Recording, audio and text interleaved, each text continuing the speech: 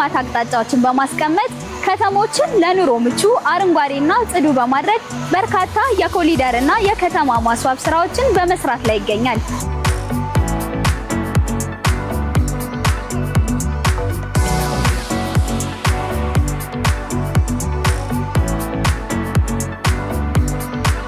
ይህ ሀገራዊ እንቅስቃሴ ዛሬ የቤኒሻንጉል ጉሙዝ ክልል ዋና ከተማ የሆነችውን አሶሳንም በውበት አድምቋል።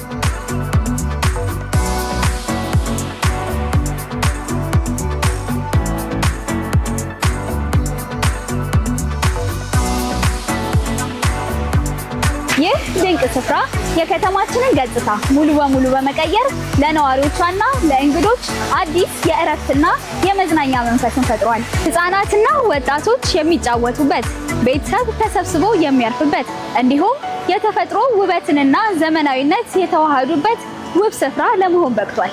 እነዚህ ፓርኮች ለአሶሳ ከተማ አዲስ ገጽታና ግርማ ሞገስን በማላበስ ከተማዋን ወደ ተሻለ የውበትና ዘመናዊነት ደረጃ እየተሸጋገረች መሆኗን ቁልጭ አድርጎ ያሳያል።